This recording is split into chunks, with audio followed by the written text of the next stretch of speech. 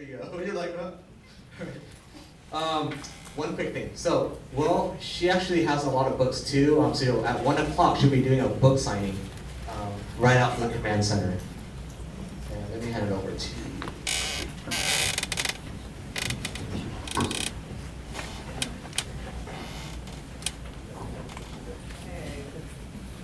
Before I do, can I have a round of applause for all the staff and volunteers again?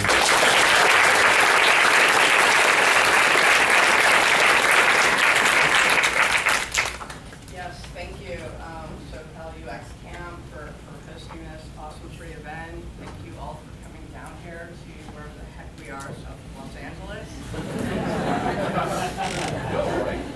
Where are we? Oh my God, I'm so lost. Okay. I thought, what the heck, let's start with a little bit of exercise, and at the same time I want to give away a free book to the biggest badass in the room. So what I'd like to do is get everybody who has designed or architected, programmed, project managed at least 5 commercial websites or apps to please stand up quickly. We've got 1 minute. Stand up. I want to see all the talent in the room. Excellent. All right, so we've got a bunch of people. Stay standing, please. Okay, now if you've done at least 10 sites, stay standing up and the rest of you sit down. You've built at least 10 sites. Okay, how about 25 sites? You've built at least 25 sites or apps and you're still standing up. Looks like we've got some experience in the room. How about 50 sites? Do we have 10,000 hours of experience? 50 websites or apps. We've got 1 person standing up, 2 persons standing up. Okay, do we have you ever solved a Rubik's Cube?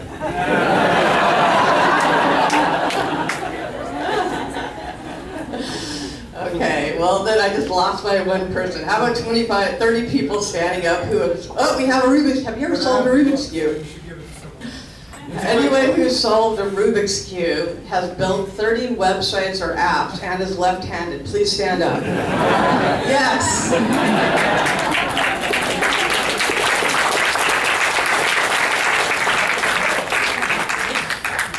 Because, I happen to be left-handed and have solved a Rubik's Cube. So I take pity on people as demented as myself. So, okay, what we're here to talk about is what the hell is UX strategy? It's something that I've been thinking about, writing about, and teaching about for quite a while. If you feel like multitasking, although I'm not going to encourage it, feel free to tweet to hashtag UX strategy or at Jaime Levy.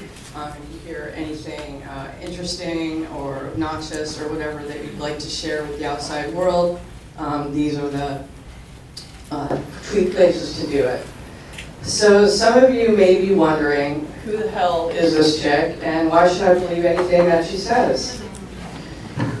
Well, if we look at what the institutions have to say, perhaps I have some credibility because I teach at the University of Southern California.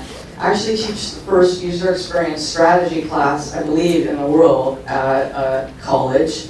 It's in the Graduate School of Engineering in the Venturi School, and this is my 2nd semester coming up. I already have a sold-out section, and it's really, really exciting for me because the students are predominantly engineers, but they're also coming from other schools, Annenberg and Cinema Studies, and so it's very cross-functional, and it's really exciting to have such an ambitious student body who come from an engineering background but are really excited to learn about designs and nonlinear storytelling and user research, and so I'm really excited about this opportunity. Another huge thing for me is that I completed this book called UX Strategy, and it's specifically about how to devise innovative products, not like lame, boring, wimpy products. Trying to do more disruptive, taking things a step further. It was published by O'Reilly Media. It's available on Amazon. I think it's $25, but I'm going to be selling it during the lunch period and after for the low price of $20, my author's price. And if you'd like an autograph, that's for free. But if you find what I'm telling you in this lecture interesting, everything is in the book. And there's also a free complimentary toolkit that you all can access without buying the book that I'll tell you about at the very end. So I told you about where I'm at now. Now I want to go back 25 years in time about how I got started and how I came to be a UX strategist. Actually, my first foray into software design was as my master thesis at New York University in the Interactive Telecommunications program. I got this big idea that I would create the first electronic magazine on disc called CyberAct. That's what's on the left. And it was a 800K floppy disk, and I programmed it first in HyperCard and then in Director for all you oldies out there. And basically I had to jam a lot of animation and samples and some programming on there so that you could just take the disk, plop it into any kind of Macintosh, and kabing, there it was, the presentation that you're seeing on the right. It's quite crude, it was black and white then, because we were playing them on Mac Pluses. And it had basic interfaces so that you could interact with games, read stories about how I snuck into conferences, and political rants. And basically, that was my goal for the master thesis. And when I finished NYU, I decided I wanted to create a series of these electronic magazines, because at that time, this was before the web, this is in 1990, there wasn't an easy way for me to get these discs out to my Gen X peers, and I wanted people to see these discs, so how was I going to get them out them? Some people downloaded things by BBS, but it wasn't just one thing to make a piece of software. I actually had to figure out how to distribute it, how to package it, and how I was going to sell this thing. And so I did, what all the fanzine publishers did, which was I took a stamp, put it on a postcard, and then bought a plastic bag, bought a bunch of floppy disks, got some spray mount and some labels, glued them onto the disks, and put them in these packages and priced them at $6. Walked into local bookstores all over Los Angeles and New York and said, hey, you guys want to sell these electronic magazines on discs? And they're like, what is this? Paper. And I said, well, how would I just give you 10 for free? I'll front you them like a drug deal, and then you call me if people are interested, and we'll just go from there. And that's how I started out. And I fronted them to bookstores, hipster stores at a Muck in LA, to art galleries all over New York, and then people started writing about them in magazines, and I sold thousands and thousands of these electronic magazines on discs, and I just kept making them. I had no business model. The only way I could make money at the time was as a typesetter. There were very few interface design jobs, but I really wanted to get good at my craft, and I really wanted to do product design and strategy, so I just kept making the discs. Then one day, a man named Billy Idol walked into a bookstore. I don't know why, he can't really read, but he bought one of my discs. And he was like, I've got to have one of these with my new album, Cyberpunk. And it was amazing. One day I came home from my typesetting job, and there was a message on my answering machine that said, hey, it's EMI Records, we want to hire you to make a piece of software for Billy Idol, and if you could have your people call our people, and we could arrange a deal and get this thing started. And I was so stoked, but I was so scared because who were my people? I didn't have any people. So I asked my mom to call Billy Idol. And lo and behold, I got the gig. And it was really great. And I thought for going forward, I was now going to be the most famous interface designer in the world. Everybody from David Bowie to Michael Jackson would be hiring me to make IPKs, as they called it. And I had this new product, and everybody was going to see how amazing it was to have interactive presentations. But that's not exactly how things worked out. The issue with these discs was they were bulky packages, and when they tried to stock them in Tower Records, they literally did not fit into the cases. I did not have product market fit. Worse, the records sucked and it bombed. And so people just looked at all this cyberpunk stuff and just thought it was a gimmick. My content in his context didn't quite fit. And so even though I was first to market in a blue ocean of all this excitement around this new technology, it ultimately wasn't going to be the piece of software that was going to make me into a millionaire. However, it did make me kind of famous. And all of a sudden the press started writing all these different articles about me. This is one from Newsweek, and I find this one really, really funny because if you look at it, there's me really big on the right side holding my skateboard, 50 for the future from blah blah to Jaime Levy, virtual zine publisher. And then over here on the right is little dorky Mark Andreessen, the inventor of the web browser.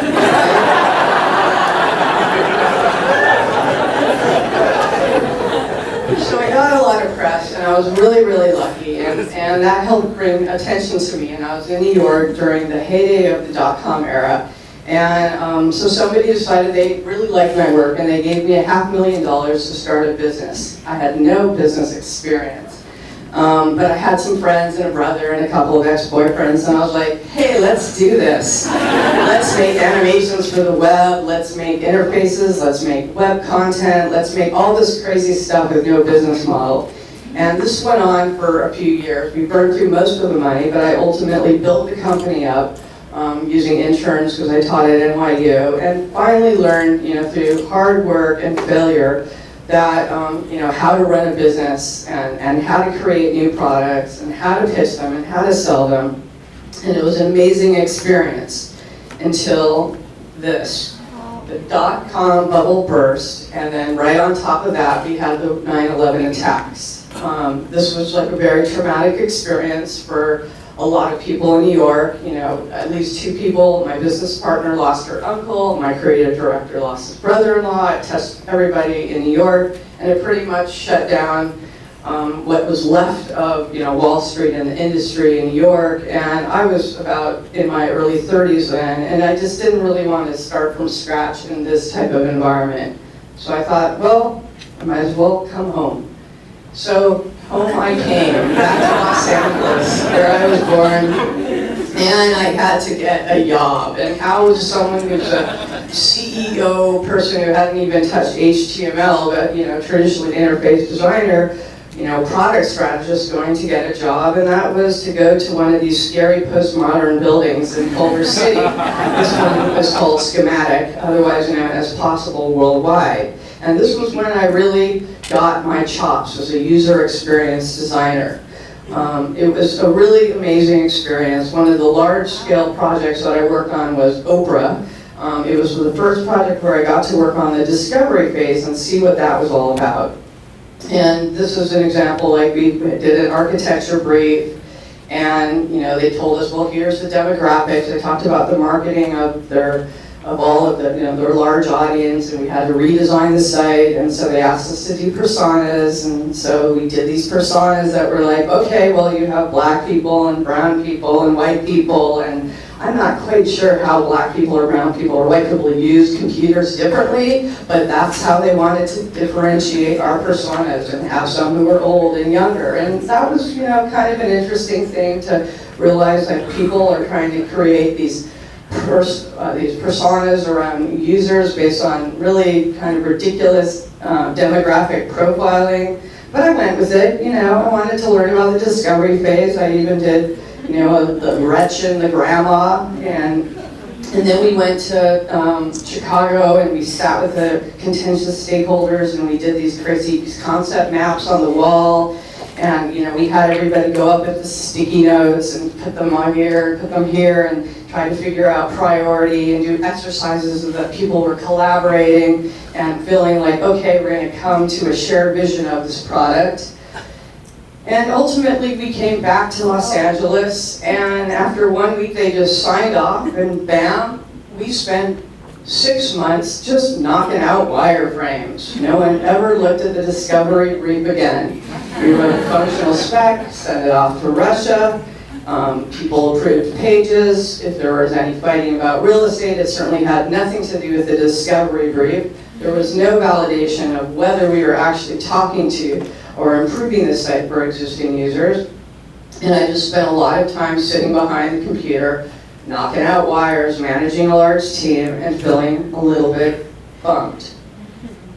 So I thought, well, I really love doing discovery phases, or what became to be called UX strategy briefs. How can I take this to the next level? How can I make this more? I I love strategy, but it needs to be tied to something more empirical. There needs to be something more than just like demographic profiles and something that's just handed over and at the very end without any care.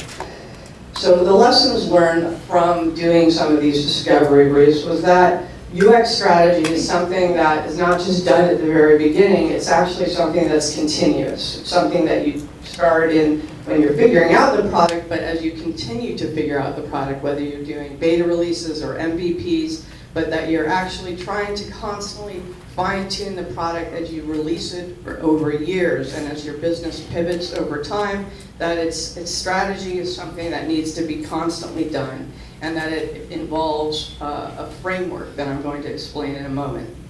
And that another thing that I learned was that it needed to be based on empirical data, not bullshit. It needed to really, the direct input had to come from target users so that we really understood what was going on. And I'm not talking about empathy. I'm not an empathetic person. Now it's like, nice, I do care about you, but if I want you to use my website or my app, I'd rather hit you on the head with the hammer. You know, that's really the type of excitement I want to get from my customers and my users, to get engaged with the site so they don't go away. And then last but not least was that it really involved that we work in a collaborative way, not this like, I'm going to do UX strategy over here and throw the document over the fence, that it was a collaborative effort, that it really engaged the UX designers, the engineers, and particularly the stakeholders to really keep things so that we had consensus. So let me step back now. What is strategy? Strategy, in a real brief description, is strategy is about connecting the dots.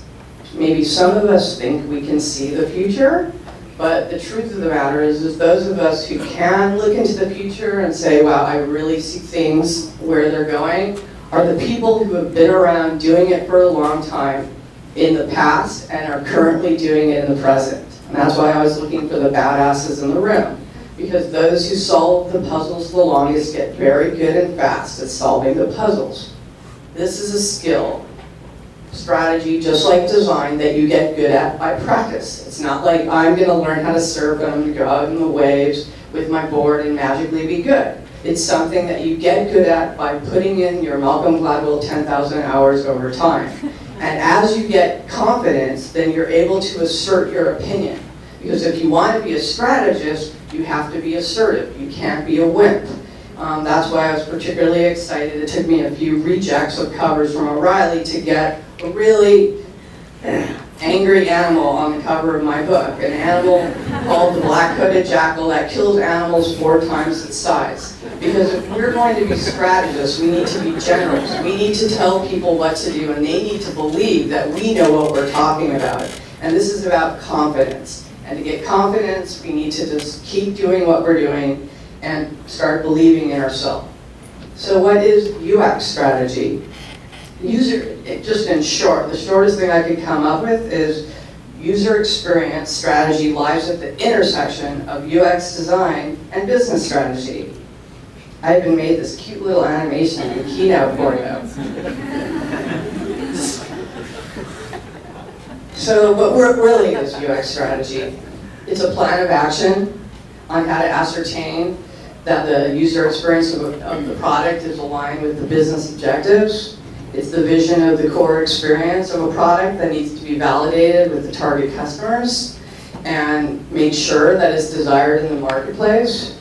And it's a practice that, when done empirically, is a way better guarantee of successful digital product than crossing your fingers and writing a bunch of code.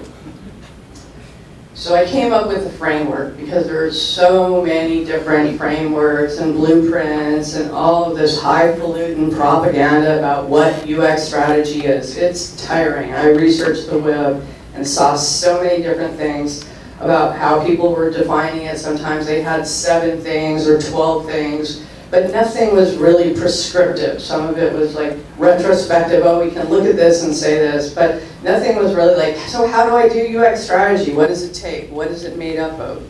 So I decided that was really going to be the focal point for the book and for me to start thinking about how I was going to explain to people how to do this practice.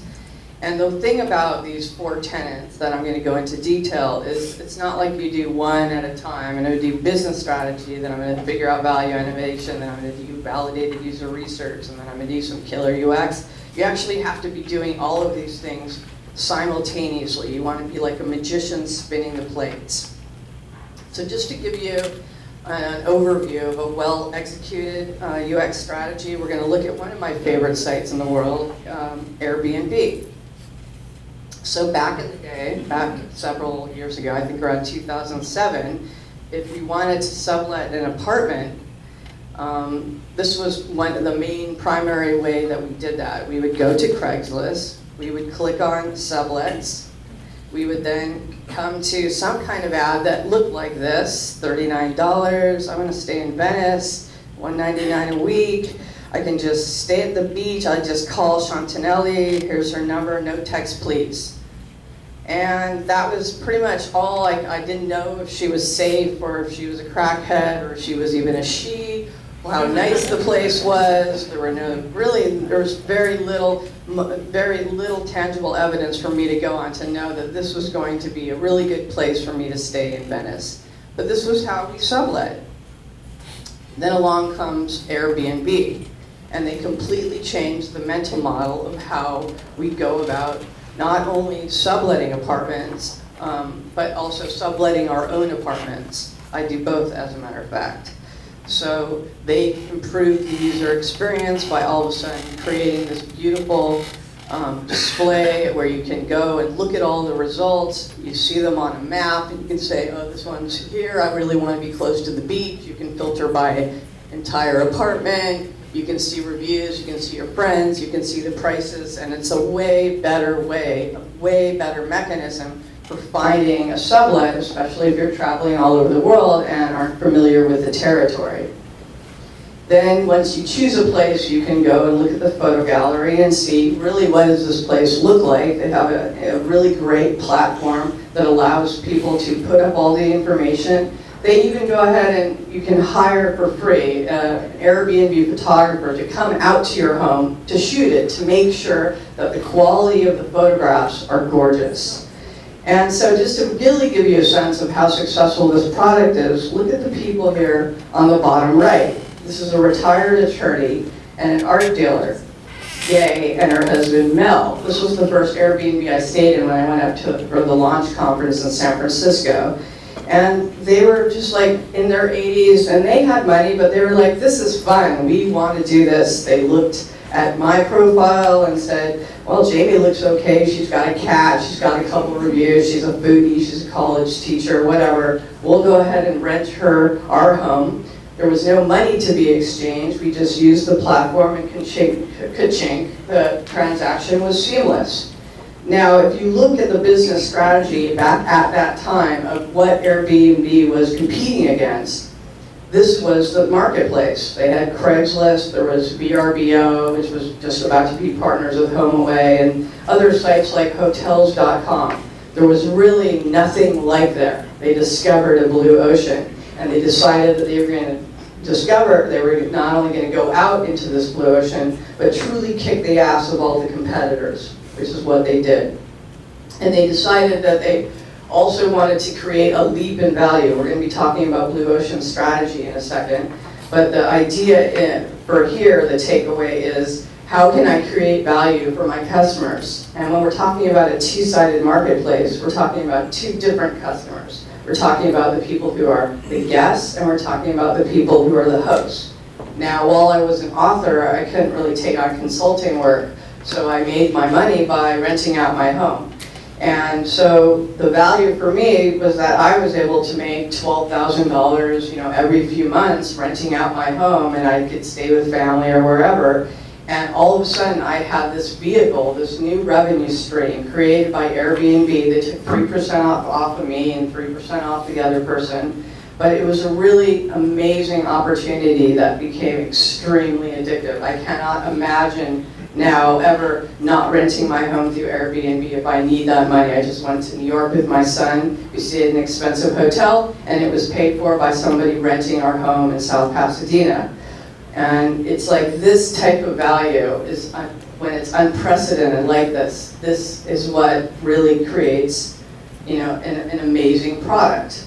Another thing that Airbnb did that's important in terms of strategy was that they didn't just like think about the idea and just like build the platform. They researched it and they did some tests. They did some experiments. They wanted to create evidence that people would use it, because it's a little bit insane to think people are going to rent out their own homes.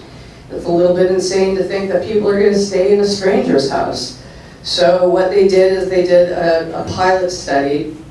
And during the Democratic Convention years and years ago, they actually rented a bunch of hotels and they made them available to people who were coming in for the Democratic Convention for Obama. This was about 12 years ago. And they tested it to see that it would actually work, that people would stay in these homes, and they wanted to learn what would go wrong and what would go right. And from doing these types of experiments and starting at a small scale, they were able to then learn. It was very similar to me doing my first floppy disk and then realizing all the bugs and the things that went wrong with the packaging, and then improving on it and improving on it and iterating it. But the goal is that you get something out to market. So they did the Democratic Convention, and then they released the next version of Airbnb in San Francisco, and they scaled from there.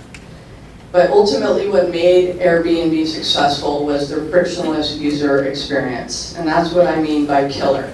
Not average, not mediocre, not just making something that follows best practices, but something that is just so addictive, so fun to use, so easy that even your mom can use it, right? My dad is using Uber right now. That's amazing. That my dad is he's hitchhiking. He doesn't realize it, but he's getting into a stranger's car in Casino and taking it to the airport. He just clicks a button. It's frictionless. It's a killer UX. And he's still alive. And what does winning look like? Winning looks like, to me, big money. When you have these, $500 million rounds of funding and a $10 billion valuation, that's a winning product. So that's an overview of the 4 tenets of UX strategy. Now I'm going to break them down into each of the 4 tenets individually, so you can just get a basic idea of how they come into play. Business strategy, this is like a real quick primer if you don't have an MBA. It's the identification of the guiding principles for how a company will compete in the marketplace. It's basically the top line vision of the product. Business strategy is above the user experience strategy. So it's like something that if you're a UX designer and you're blind to what the company's goals are, then you're kind of working in a silo. And it's really important that you understand the business that you're working for, the enterprise that you're in, the competitors that they compete against. All of these things will help you become a better strategist, so that or designer and then a strategist, so that you know how to move forward on your own career track. And if you want to start and read some old literature, that's what I did. I read a 1985 book by Michael Porter, where he basically says the 2 most common ways to achieve a competitive advantage. The first one is through cost leadership. You can think of Walmart and their competitive advantage is, if you walk into their stores, is lowest prices. I mean, there's other things that they do, but the biggest thing, what keeps them so successful, is there's constant availability of, hand-picked products that they believe are the right ones to have in the store, and that they're going to be the most competitive prices for those that want to have the brick and mortar shopping experience. Cost leadership. McDonald's, pizza stands, this has been around forever. We think about price most often when we're thinking about buying something as simple perhaps as a notepad. The other one is differentiation. This is the sexy one. This is the one where we as designers can make a difference.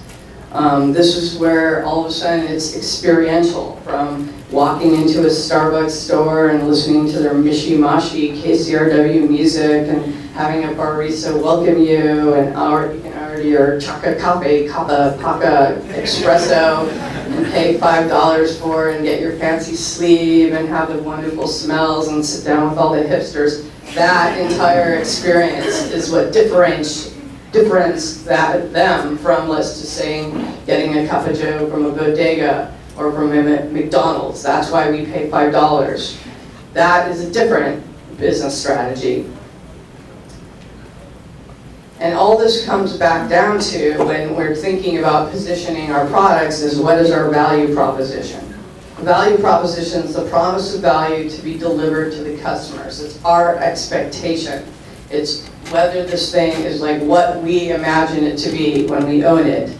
For some of us, it could be the Audi on the left, or it could be the Beamer on the right. But ultimately, these two cars, as similar as they are, even in design, they mean different things to different people. I am a former Audi driver, and I drove it because I wanted to not be a douchebag BMW driver. Right? I wanted to be more of an artist, and this person with this gorgeously designed car from the art center, and this was my midlife crisis car, and drove it around really fast, and I was like, haha, my 5-year-old at the time son can sit in the front seat, haha, I don't need anyone in the back. That's me. I identify with this value proposition. But now I'm a little bit older. I don't have this quite exact model of BMW because I became an author instead of a rich consultant. But it's this idea, like, the value prop for me became different. It became more about affordability and performance and not having a car that broke down so fast. But that's how we are as humans, is that we constantly evolve, and the value propositions of our products need to evolve with the population, because we all are constantly changing. So if we think about digital product value props, they typically are these things that the stakeholders go around telling people, trying to raise money at the very beginning, and they're just trying to get the wording right. Airbnb is a community marketplace for people to list, discover, and book unique spaces around the world with the internet. Snapchat's the fastest way to share a message, blah, blah, blah, Waze is a social traffic and navigation app. These are the value propositions of these digital products that most people don't really exactly articulate when they're thinking about using these products. But ultimately, this is what they do, and how people understand them if once they actually use them. And for you to figure out, when you're creating your product strategy, you need to understand the value propositions of your competitors, because you don't want to create something that is exactly the same. That's a waste of time. Why reinvent the wheel? We want to create something new. And to do that, we need to be aware of our surroundings. We want to look at the direct competitors. These are the companies who are doing something exactly like we are doing. They're either offering a very similar product, or they're targeting a very similar customer. We want to see how they're doing it and really analyze it, so that we understand what they're doing right and what they're doing wrong. And then the same for the indirect competitors, because so much information can be gained, even if they're slightly different. Like when I was doing the strategy for ABC networks, yes, we looked at NBC and CBS and all the other large networks, but we also looked at Huffington Post and YouTube and all the other non-exact direct competitors of ABC networks, because they were stealing eyeballs, and we needed to do everything interesting that they were doing too.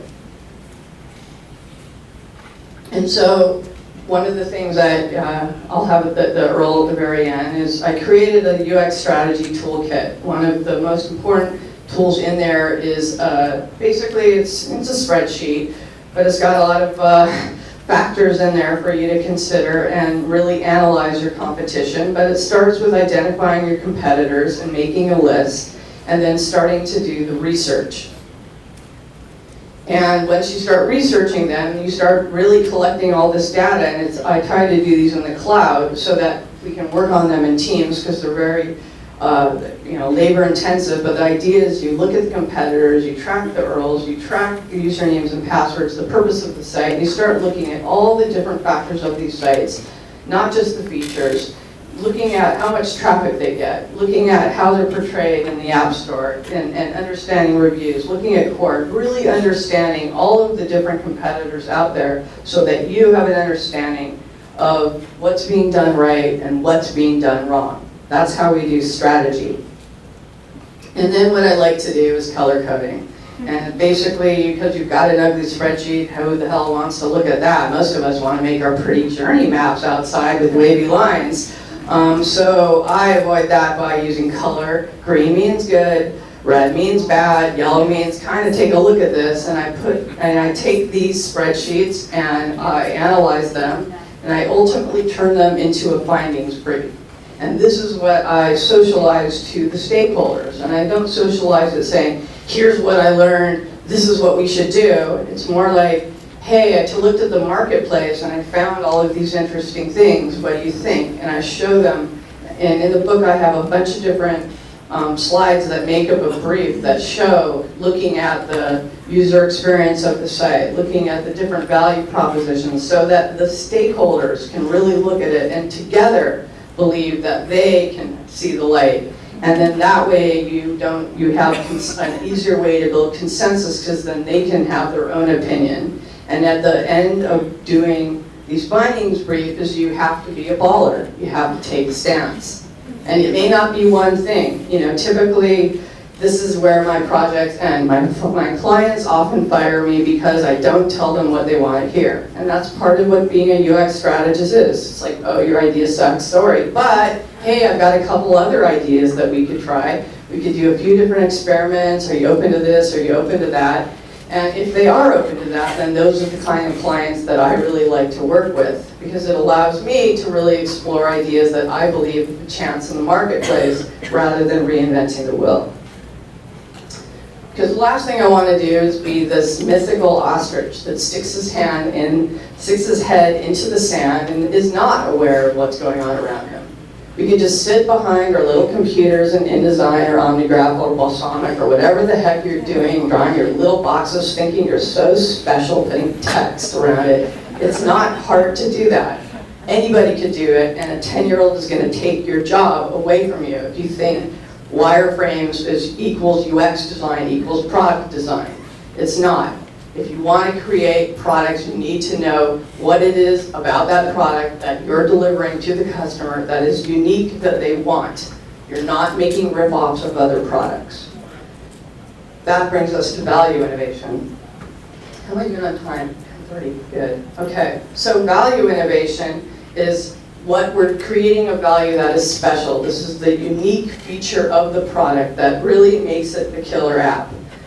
Value innovation comes from the Blue Ocean strategy, which you can listen to or you can read, but it's got tons and tons of case studies of really important Blue Ocean companies that created markets out of nothing. And they call it Blue Ocean because rather than compete in a red ocean, where you think of sharks attacking each other and blood, you know, like, oh, I'm going to open a pizza stand on Mulberry Street, and there's 6 other pizza stands, and they're selling it for 99 cents, and I'm going to sell my slice for 88 cents, and it keeps going down like that. Instead, we're going to try to swim out into a blue ocean of opportunity and be able, you know, and this is what Apple has done so well, and create an uncontested marketplace. These are the types of products that we're after as strategists. And it spans not just the digital interface, it spans into the real world of how business processes are actually work, how mental models actually change. A really great classic example of a Blue Ocean company is Ford Model T. You know, back in the day, way back, 1908, only wealthy people could own cars. They were very, very expensive. But Ford wanted to come up with a way that middle-class people could buy cars, and so he decided he made 2 really interesting decisions. One, that he would only make 1 car. It would be $800 and it would be black and it would be 1 model. And then he would create an assembly line to create this car. And that way they could optimize the process and get the car out in the market, and all of a sudden more and more people started driving cars. And he completely changed the way that we moved around the country. All of a sudden families could get together that weren't close to the train lines. He created jobs. He just created an entirely new environment through inventing not just a new car, but the concept of an assembly line. And there are tons and tons of other companies that have created Blue Oceans that are just remarkable companies that have come up with new ways of doing things.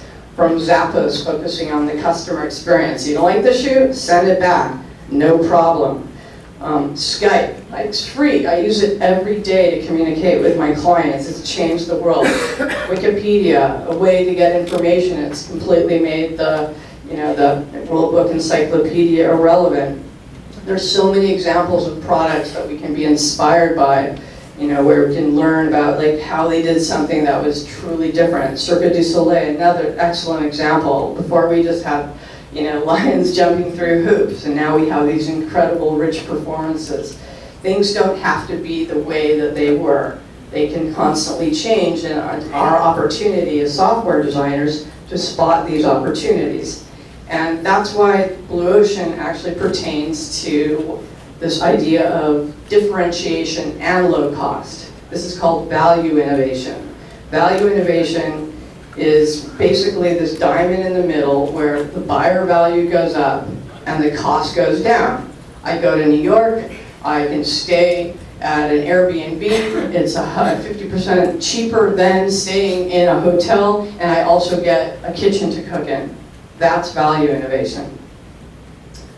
There's also another couple of buzzwords I'll rapidly go through. Disruptive innovation versus sustaining innovation. Real quickly, disruptive innovation is when you're truly disrupting a marketplace. These are the examples I talked about with Blue Ocean.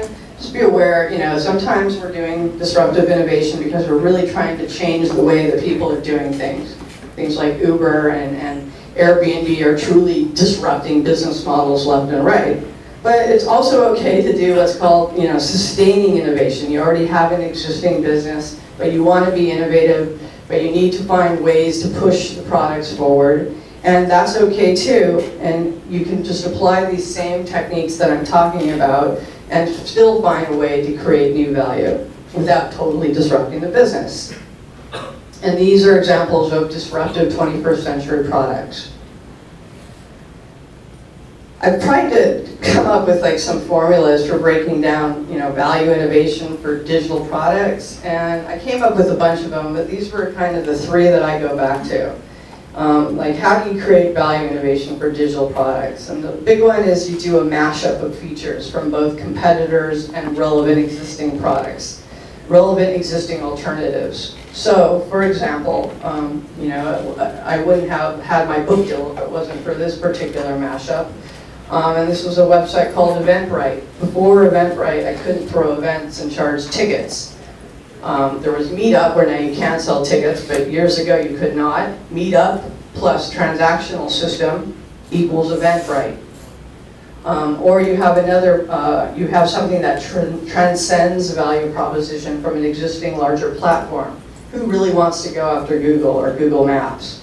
But we can do something very different and add value in a new way. Google Maps plus crowdsourcing equals Waze.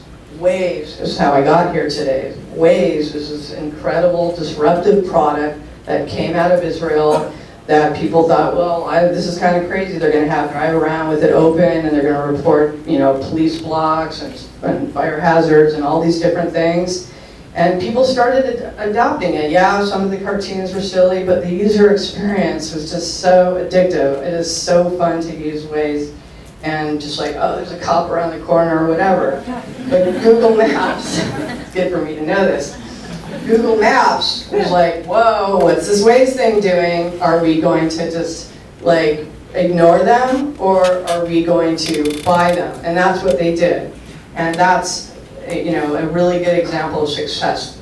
Google owns Waze. Waze can still exist on its own. We can use Waze's user experience, and Waze uses that to collect its data, but that data is then ported over to Google Maps, and then that's where it can be leveraged by all the customers of Google. So instead of Google losing out to Waze, they bought Waze.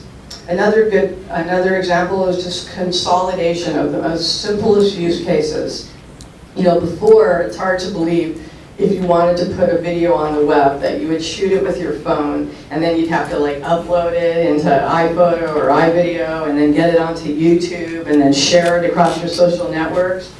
Insane, so lame. Now we have sites like Vine and Instagram that just makes it instantaneous for us with a smartphone. Take a picture, bam, it's out there. simplify the experience, value innovation. Validated user research. So this is different than your just mom and pop user research. This is the idea that you're going to look at your product and say, this is not a product, this is an experiment. We know nothing until the product is actually being used by our target customer segment. And so this idea of looking at products this way came from a couple of different sources. One book that popularized it most, and if you're going to read any book that I put in front of you, you should read The Lean Startup. Or listen to it. I love the Audible version. But it was Eric Ries who really made this validated feedback loop part of how we think about product development now. We borrowed it from lean manufacturing. But this idea, that goes way past Agile in terms of like, oh, we're going to break it into little bits and, user stories, blah, blah, blah. This is not that. This is this idea that we're looking at a product and saying, at a very granular level, what's the idea? What is the idea of this product? How can we build the smallest part of this product that expresses the value prop? Then we take that product, how can we measure it? How can we collect empirical data? Then we look at that data and we learn from it, and then we build on that idea. And this feedback loop is how I now approach when I do strategy. Is I don't think I'm going to sit on some idea and say I'm going to work on this for 3 months and kaboom, hand it off to the UX design team. But no, I come up with smaller ideas, and often I hedge. I love to come split test ideas and come up with different ways to do that. 2 other very important books that really changed validated user research was The 4 Steps to Epiphany by Steve Blank and About Face by Alan Cooper. Great books. Customer discovery, real briefly, is this idea that we want to take our products and put them in front of the customer as quickly as possible. We want to validate personas. We want to really figure out, are these the people who we think we are? We want to narrow down our target customer to who they are, not just everybody, but the actual most potent types of person that would buy your product. Really focus on them and figure out the direct channel to get to them. You want to interview them. You want to understand what the problem that they're having. You want them to tell you the problem. You want to validate, how is this a problem? Is it not a problem? How strong is the signal I'm getting back? I can talk to 5 people, and if one person says, 2 persons, and then 3, 4, 5, yeah, it's a huge problem, carpooling, God, I don't know how to get my 3 kids. Then I can start looking at well, maybe carpooling for busy moms is a problem that I should look at. And then at that point, I start coming up with solutions to solve the problem. It's totally reverse engineers the way that we think as product strategists. Instead, we typically want to sit around in our Aeron chairs and brainstorm the cool solution, throw up some stickies on the whiteboard and ideate and think our way into the best products in the world. But that's not the way things happen. A real way to get to it is to get into the customer's head to figure out really what is it they need. What's the big pain point that they're experiencing, or what is this pleasure that they're really missing that we could reward them that will change their life and make it better. That's customer discovery. And then user research I throw in there because About Face, it took Alan Cooper 3 books to finally, to me, get it right and stop writing about ethnography and doing this qualitative research studies, that very few startups or agencies can certainly afford, and figure out ways to just create personas that are based on data that can be actually verified, so that we can combine these techniques of creating quick personas in 15 minutes or 30 minutes, find that customer, validate that that is a customer, and get product in front of them. So this idea of traditional research, ethnography, going out with our little field studies, tired. This idea of approaching a product as an experiment, wired. Like that much more. Clayton Christensen wrote, "The premature outlay of huge amounts of money in pursuit of a wrong strategy is the thing to avoid. You need to have an experimental mindset." And I take that to heart with pretty much everything. There's a great group running around the country that has these lean startup machines that are called Fail Fast, Succeed Faster. An experiment is basically this idea that you're doing a scientific procedure to figure out if you're testing the hypothesis and trying to validate if you're proving something true or false. Typically, we're invalidating. And then we need to measure to figure out how strong that signal is. If you don't have an actionable measure and you're just like, I think they like it, then you're not measuring. We need to get into a way of saying, what is the metric, what is the thing that we really need to hear from these people to know? Let's point our 3D prototype gun in their face and say, really, what is the problem that you're having? And what do you think of the solution if we had it in this context? Or how about this context? And how about this context? And not be leading them, but really trying to help them think out loud and give you feedback that you can work from. Prototypes I typically put in front of, I don't build these actual prototypes, Paul knows that. I make my prototypes in Photoshop and PDFs. I don't believe in interactive prototypes. I don't believe in putting wireframes in front of customers. Do you think customers can really look at a wireframe and know what's going on? I don't even think my clients can. And I'm fast enough now in Photoshop that I don't even need to do them very much anymore. I like to knock out something that looks real by just poaching from other sites. So I came up with the idea for Airbnb for weddings. Vita, one of the students, worked on these. And we just basically did a knockoff of how would Airbnb work if it was just trying to find a wedding venue in Hollywood. And then we realized it needed to have beautiful pictures of backyards, and it needed to have different menu options. It needed to allow for guided tours, so we ripped off the Apple Store. And then ultimately, we're setting up, and then we needed to have some kind of like itinerary to show them, well, here's how much it's going to cost. You want to have an affordable wedding in LA in somebody's home that you don't know for this much money, or do you want to rent the Sconzo Gardens for $15,000? Think about it. And that they did, and that was how we went about validating our prototype with just an 8-page PDF.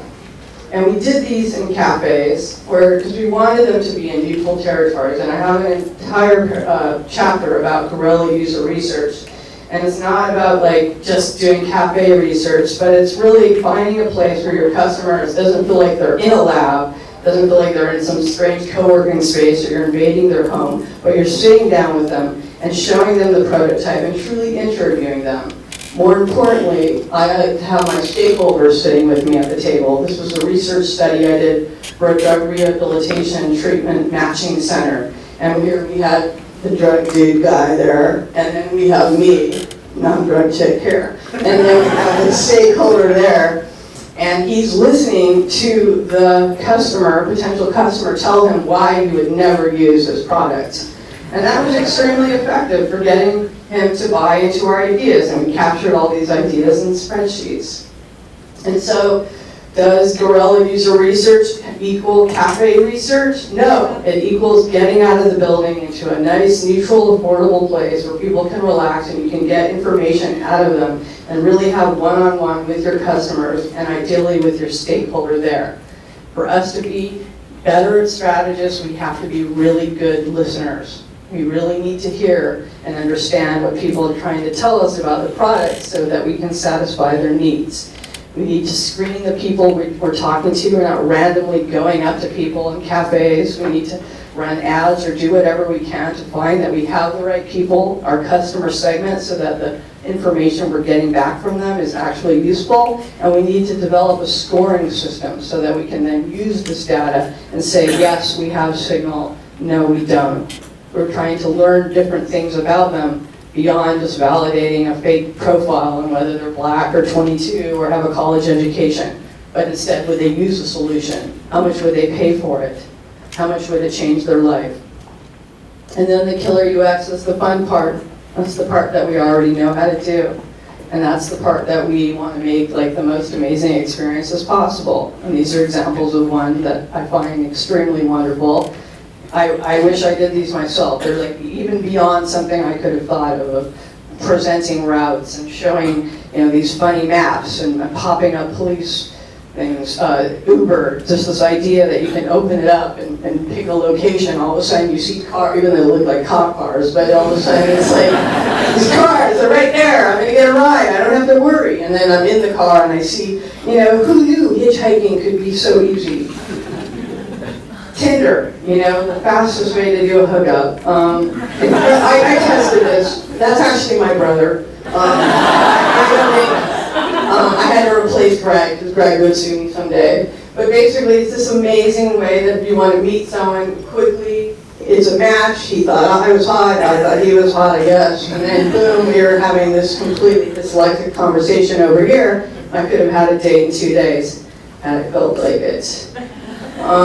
Killer UX design, Eventbrite. Again, it's not just about the feature set, about how easy it is to attend events, but the feature set for us as hosts who want to host events.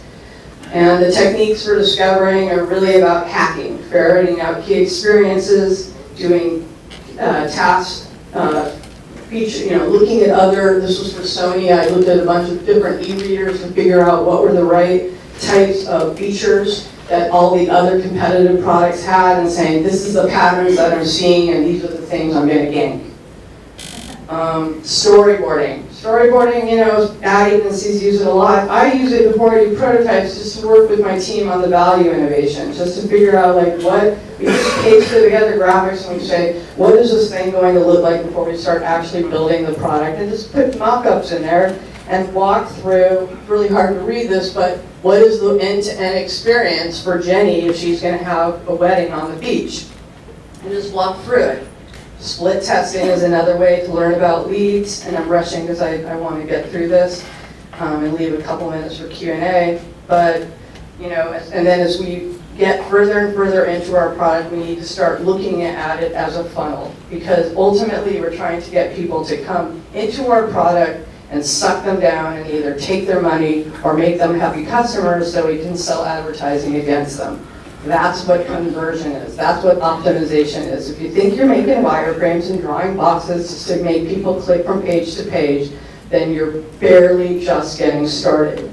You need to think about the entire transaction for that customer, from the moment that they land on the product to going all the way through it, to coming back to what's called growth hacking, where you're doing in-product marketing and trying to encourage your customers to bring in other customers by incentivizing them. That's how you build a product. So, the recap.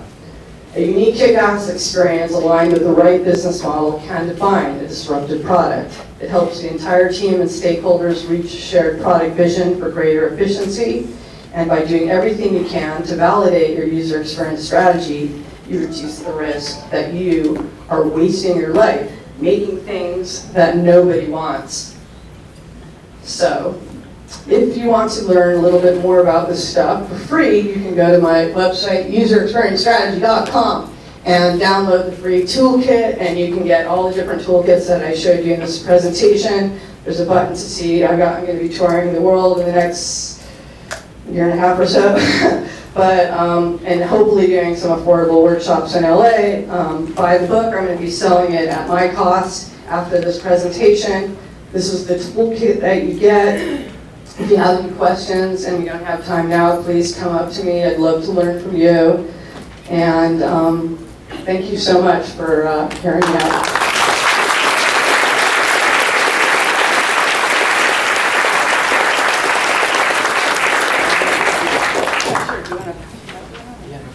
All right, right now we're going to do a quick Q&A. Anybody have any questions? Okay. All right.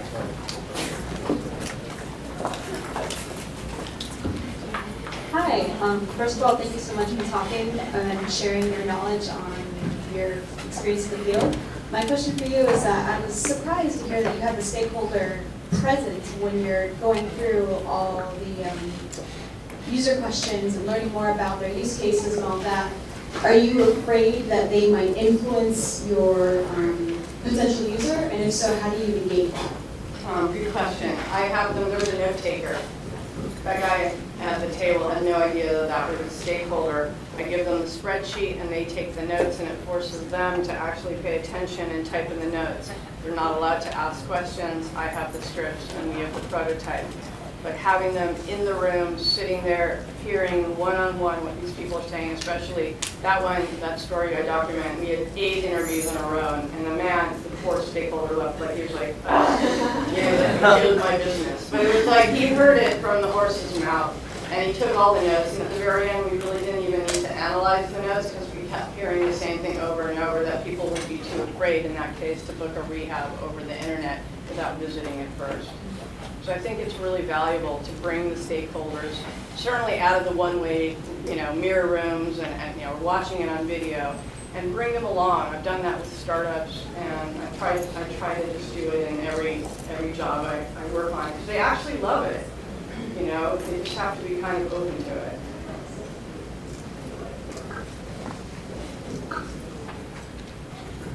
Hi, great talk. Really, really enjoyed it. I was at your book launch, and I was like, oh, is it going to be the same thing? But it was very, very different, and I really appreciated the differences. I work at a big company that does a subscription service, and I'm wondering if there's any stuff, a lot of what we're talking about is creating something new. How do you look at innovation or at disruption differently when it's something that's a long, ongoing relationship where people are paying on a regular basis? Right. And so you're talking about like software as a service, and you already have engaged? Sure, or I work at DirecTV, so it's a cable service. Right. So there's two kinds of ways to do that. One is, Amazon's a great model because they're constantly rolling out ABC, multivariate testing of new ways to surface different ways to use their platform and their products. But definitely, that's an important thing, is you just say, we're going to try out these 2 or 3 different features and really say, run them, release them, onto your existing customers and see how they do. See, which one does better than the other, and learn from them, and always have 2 or 3. Think about that really makes it fun. And then another thing that companies do, Intuit does it, a lot of companies do it, is they build fake products with fake names, and they just don't release it under their brand. They're saying, we're going to have this other product that we're going to test out. We're not going to identify it with our existing brand for all kinds of different reasons, but we're going to go ahead and see how it does, collect emails, try to sell against it. And then ultimately, and I know that QuickBooks did some integration by testing out separate products and then ultimately cannibalizing those features into the product.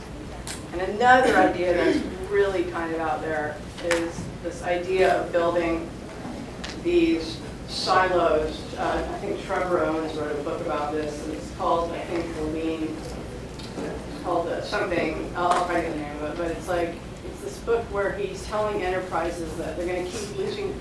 They're going to keep losing their best talent if they don't put them into environments where they can be creative and innovative.